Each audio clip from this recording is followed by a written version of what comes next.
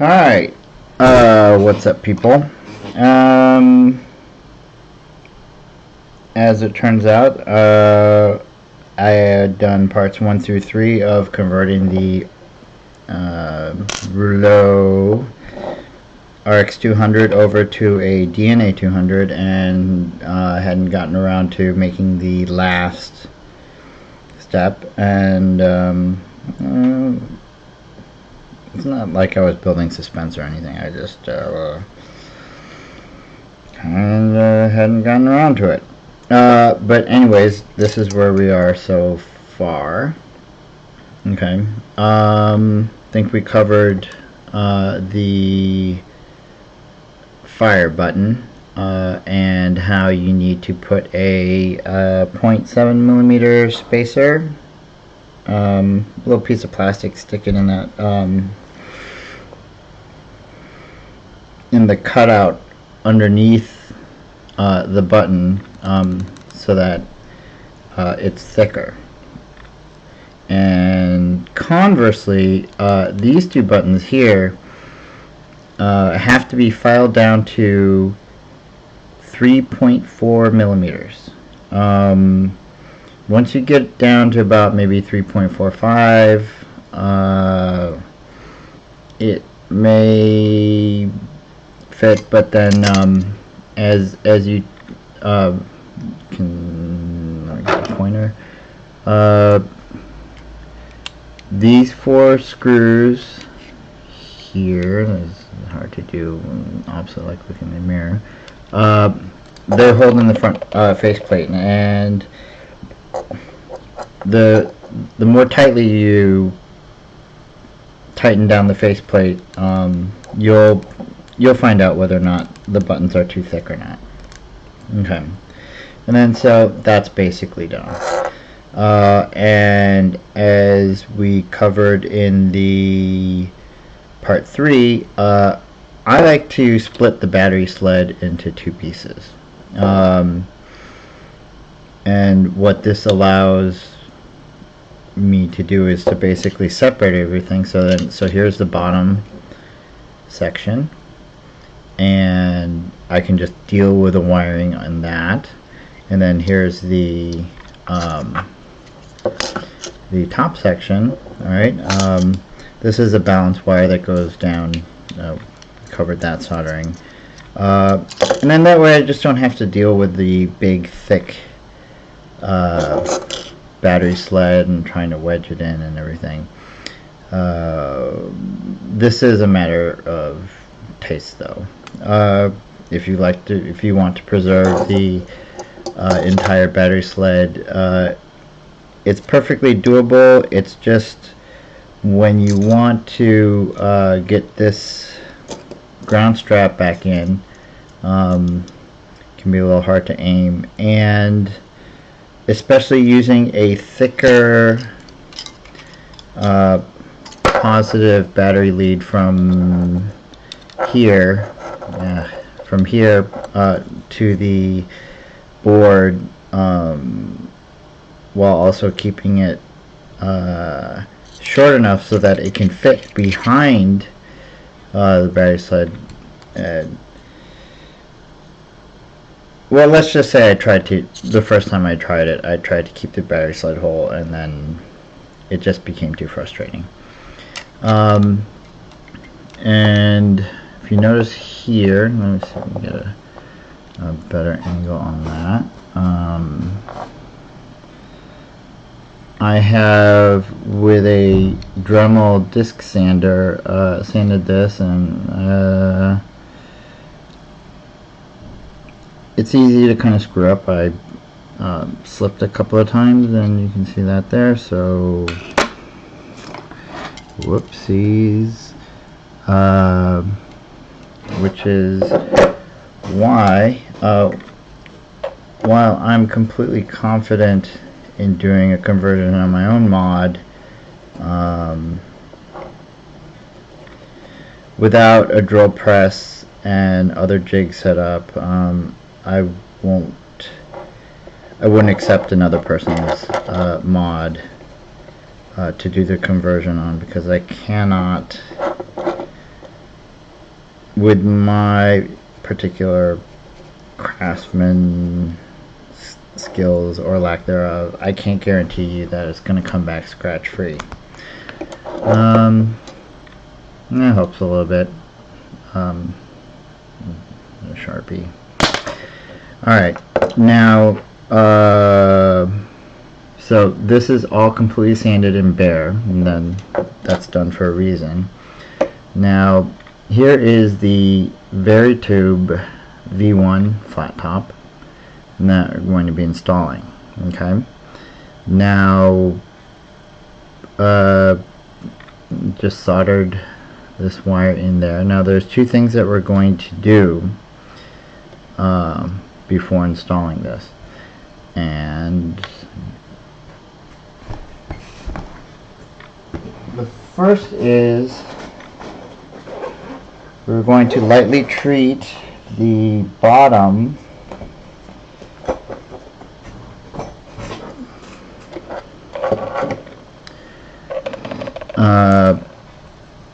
this surface right here. We're going to take a file and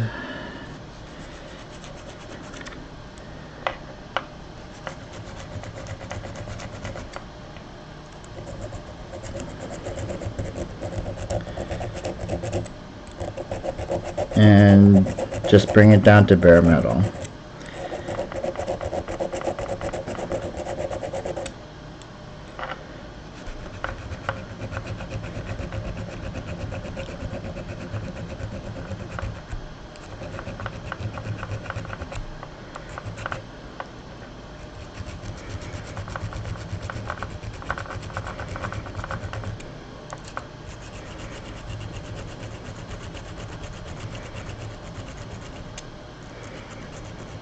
I only got the ones that are black, that are finished in black. I don't know what the stainless steel ones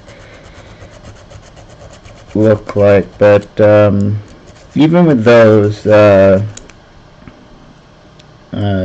be nice to give it a quick once over with a file to make sure that it is bare metal, absolutely bare metal. That you have under here.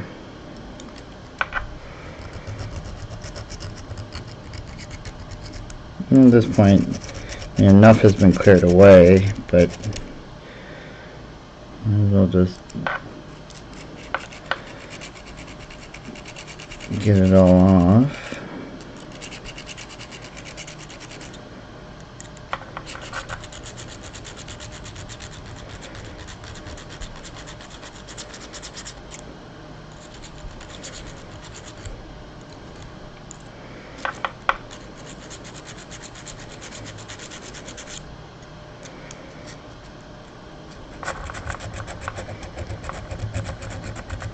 Yeah, so this only takes about a couple minutes.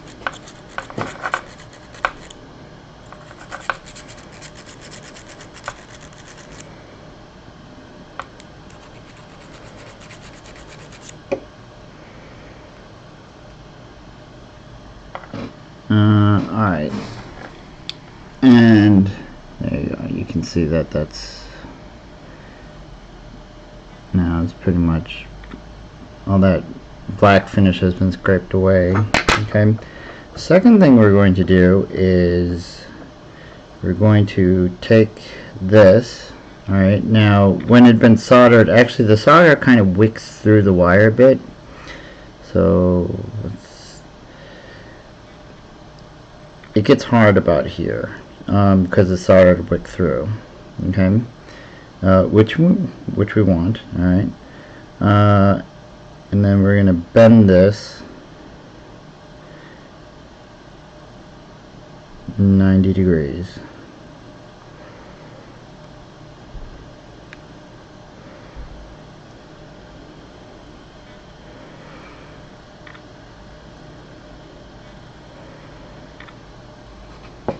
Alright, there we go. We're going to need nowhere near this much length. I'm going to be shorter than that, but just for now I'll clip it there. Okay, so now we have this, and this is now ready for installation into here. So we'll just pop that in, and you can see that that's once we screw that down, that's gonna be nice and flush. All right, and then looking in here, okay. There. I might be wondering what's going on with this. All right. Well, I'm gonna do this with just fingers, most likely.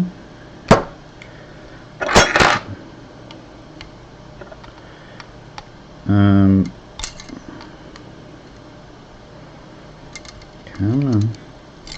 There we go. Completely remove the insulation. Should now be able to see how that wire is. Alright, and what we're going to do here is just rotate it. Oh, by the way,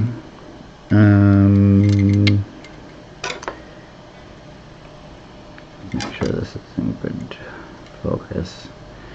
Alright, this soldering pad here is a ground, and we will not be using that. And then this soldering pad here is the positive, and that's what we are going to be using. Okay. The difficulty with the with using a Veritube is clearances are really tight. There really isn't that much space in there. So what I found is by doing that, and then just going to rotate it around, and I'm going to cut this even shorter. But by rotating this around, you can get a sense of about where, about up there. That's where we're going to want to cut.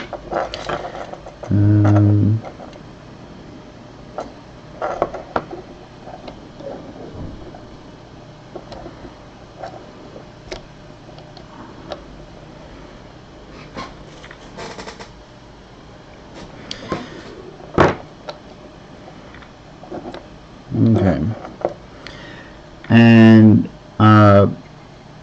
because this wire has all been, when I had soldered it to the connector originally, seriously, come on, focus. As the solder went through, not only is this harder, but you don't have strands going all over the place, which is truly a pain in the butt. Alright, I'm going to kind of round that out a bit.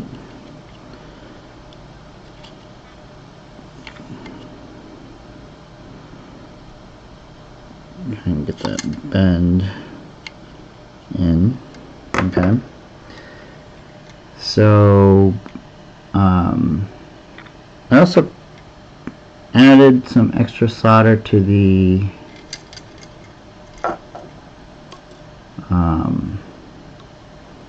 positive soldering pad right there. So this, before we do that, this is the nut, which is driven by a 12mm wrench. Let's get that on there first, because it's not going to go on afterwards.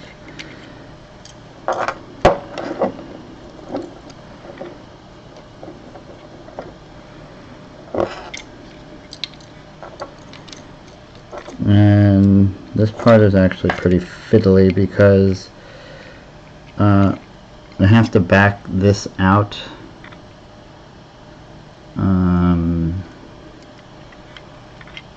a bit so that it can get some clearance from the board, so it's kind of floating there while we're trying to get, and the threading is very fine. Trying to get the threading to catch without cross threading. And there we go, you can see that. Okay. Alright, and we'll just leave that loose. Alright, now at this point we can rotate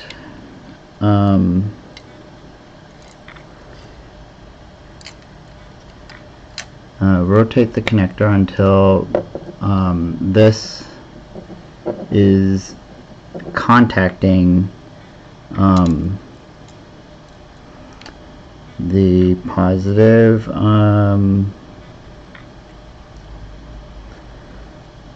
pad on the board. Alright, and once I feel that I've gotten that, and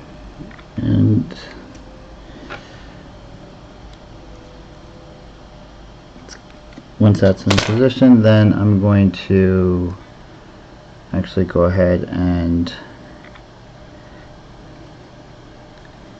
tighten that nut. And it's slightly longer, so as I turn this, it will turn the connector around a little bit, but it's just going to push it into the pad, which is not a bad thing, because we'll have a good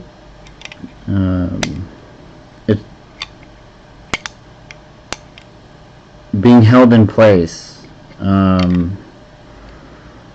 will just make it a lot easier to solder. It's kind of like we won't need any helping hands or anything like that. Doesn't take too much torque to get that into place. Alright, now that's solid. Alright.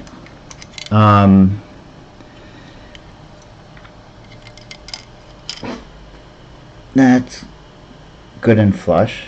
Okay. And we will the spring loaded connector here. See, I'm just double checking, making sure that works. Okay.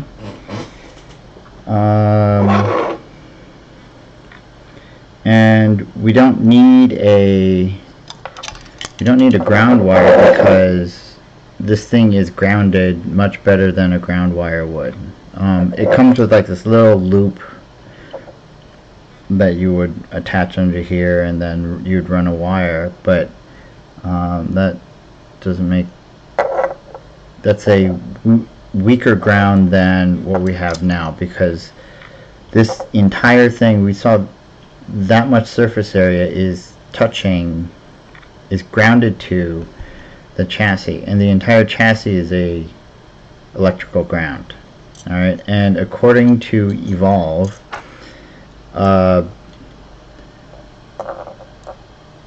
this point, and then the other point that's with gold screws, that's it's somewhere in this area right there. According to Evolve, those 3 points are sufficient to ground the entire board to the chassis, and there's no need to have a separate to have any more grounds than that. The only necessary ground actually is this ground strap, so that we can ground the batteries to the board. Okay, so what we have here is a massive ground connection from the 510 connector to the chassis. Absolutely no need for other wire. All right, and we now take, let's get a good angle here. All right.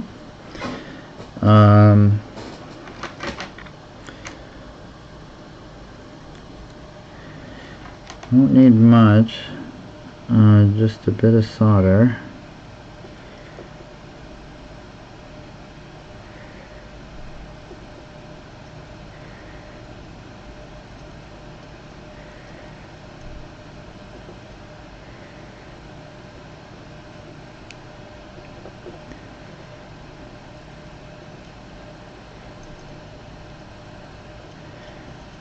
And but because the positive ground pad has already been prepared with solder, just have to heat that,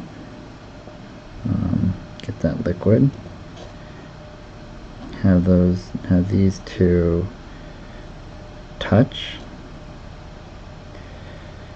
There we go. So solder's flowing between the two, and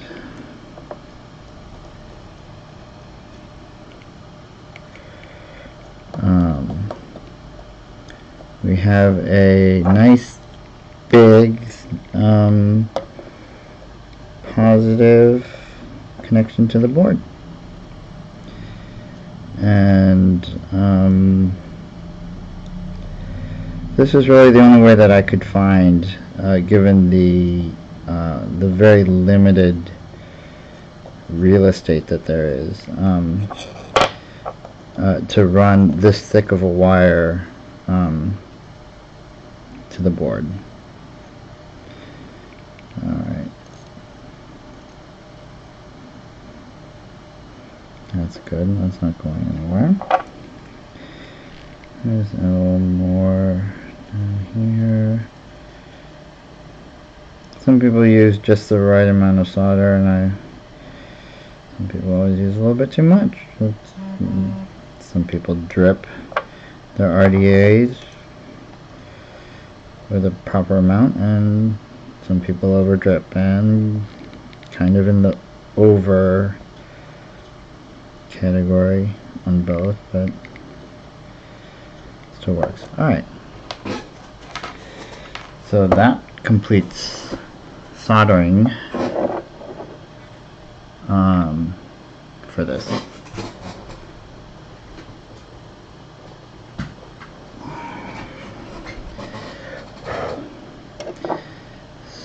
So we will now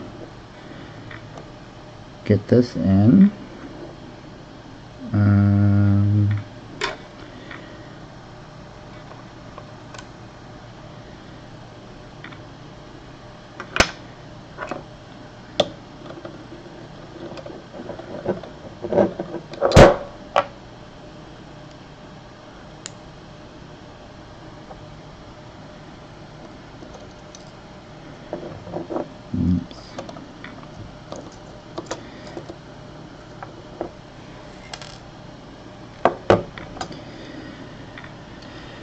Tiny little screws.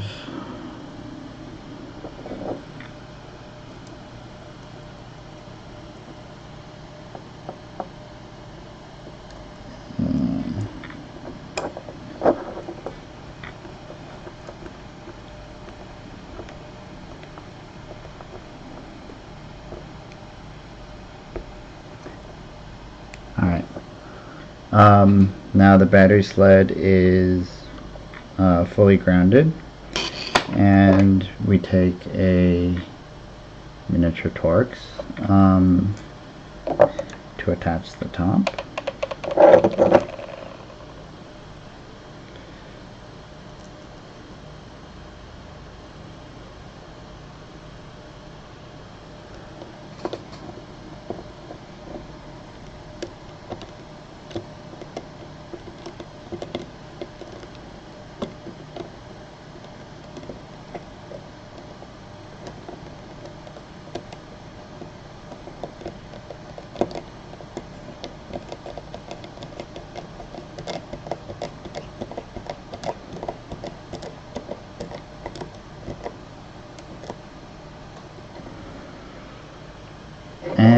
there we go. Alright. This is the back plate. And what you do is, because Ducati makes the best motorcycles in the world, you install a sticker as so. Now this is ready to go. Alright. And what we have here is we have LG brownies, HG2 batteries, which have been married since they were new. Okay, so charged all together. Alright, and this is kind of annoying. These were in use in a let me grab one. This here is a DNA 200 version of the rouleau, and it really does a number. The battery sled on this is on this sucks, because even if you are absolutely careful, it will still manage to chew up the battery ramps. Okay. This won't. However, this never had reverse polarity protection, and we now have a DNA 200 chip in there. So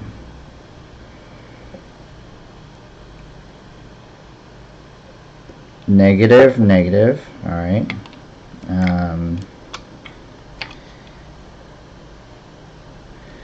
This is loading the batteries, okay, which is not the hardest thing to do in the world, but one downside, say downside to the way that I do this is, you put the batteries in wrong, you will blow the board. There's no reverse polarity protection, and the physical thing that chews up the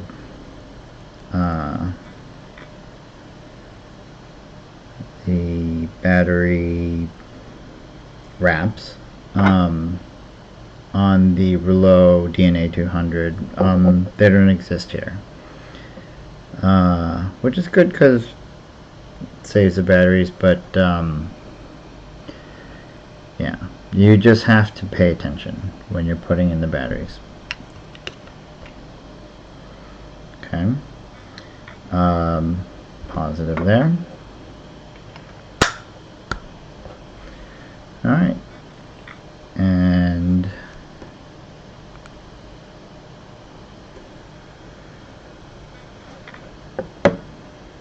there we go. Are you serious? You won't focus on this? There we go.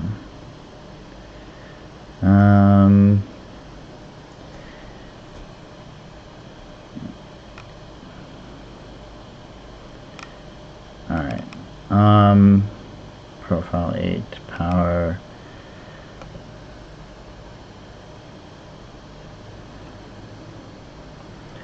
I have a bunch of profiles that I have preset.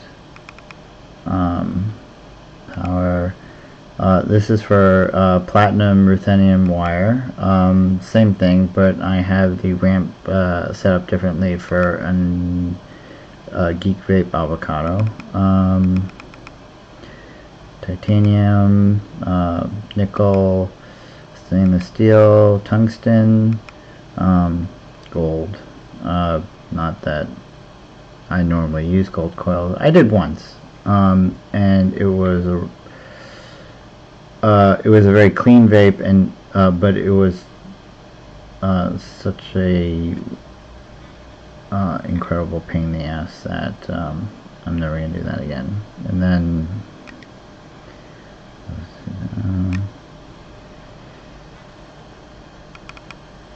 oops.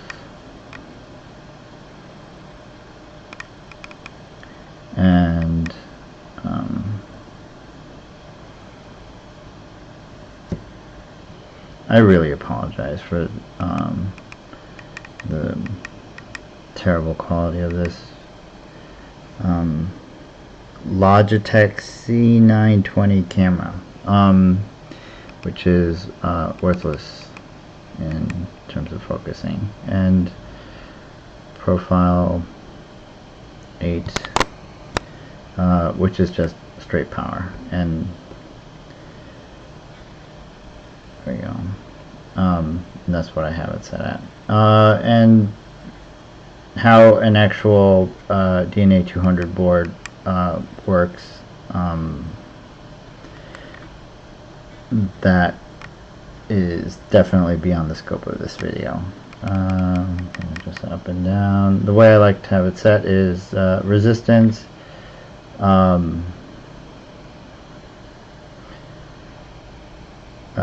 board temperature, and then the last one is for temp control, if in one of the temp control modes, but this is power mode, so we don't have that. And there we go. We have a humble RX200 that has been converted to a DNA 200 chip, and it also has had a Veritube installed. And if I were just a little bit, if I could have used that sanding disc with a drill press coming down and with this clamped in, then instead of doing it by hand, I wouldn't have gotten all that over the top. But functionally, this works.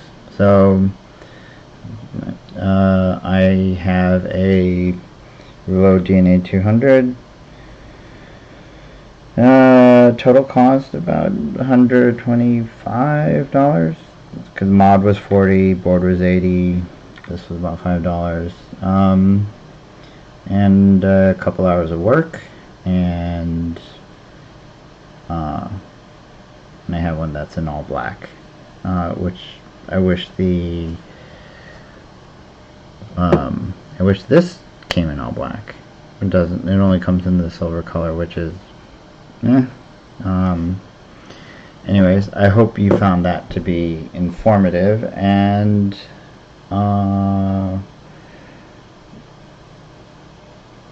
good luck with your DNA 200 conversion. It really isn't that hard, and I've done it to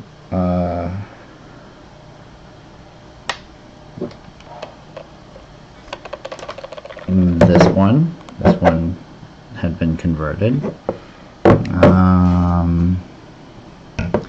I converted that one, and there's another one which I can't see and find right now, but I did 4 of these, and the first one was really kind of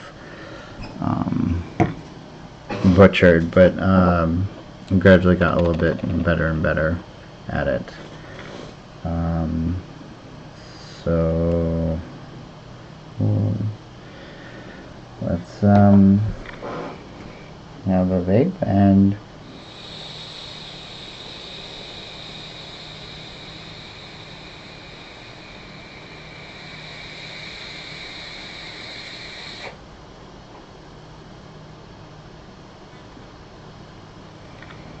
all done. Thank you very much for your time and patience. I know my videos are very long and boring and tedious, but I'll eventually learn to get to be more interesting. Until then, take it easy. Peace out.